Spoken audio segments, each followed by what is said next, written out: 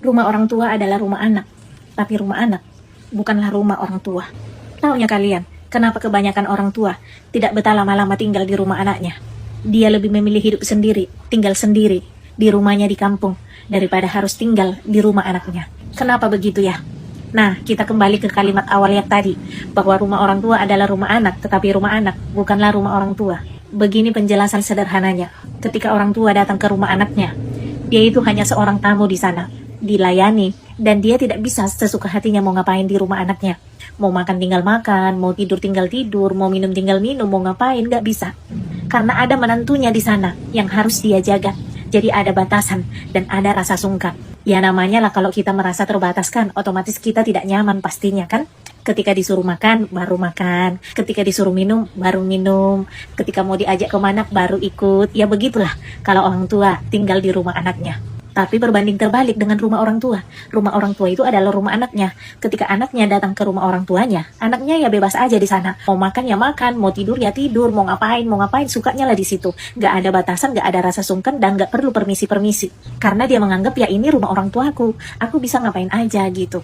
Nah, satu lagi nih, misalkan anaknya punya rumah dan harta. Ketika anaknya ini nanti meninggal, orang tuanya tidak punya hak sedikit pun atas harta dan rumah anaknya. Tapi yang berhak itu adalah anak-anaknya dan istrinya.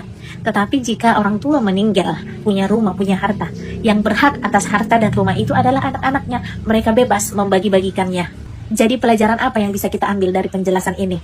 Pelajaran yang bisa kita petik dari hal ini adalah kita harus benar-benar memahami bahwa ketika kita tua nanti, yang benar-benar bisa kita andalkan bukan anak-anak kita, bukan saudara kita, tetapi diri kita sendiri dan uang kita sendiri. Ketika kita muda, kita bekerja keras untuk anak-anak. Tetapi ketika anak-anak kita sudah menjadi orang tua, mereka bekerja keras bukan untuk kita lagi, tapi untuk anak-anak mereka. Inilah pentingnya buat kita para orang tua nanti.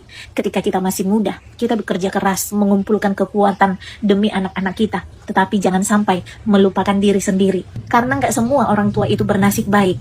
Mereka bisa bersandar dan tinggal di rumah anaknya seperti di rumahnya sendiri. Dan inilah kebenaran pahit yang benar-benar harus kita pahami dan harus kita terima. Membesarkan sebaik-baiknya anak-anak adalah kewajiban kita sebagai orang tua. Tapi bersandar kepada anak-anak di masa tua adalah kesalahan besar. Jadi selagi bisa, selagi muda, investasikan sedikit penghasilanmu untuk dirimu sendiri nantinya di masa tua. Dan jangan lupa, sayangi dirimu sendiri. Memberikan kepada anak-anak itu bisa dan baik.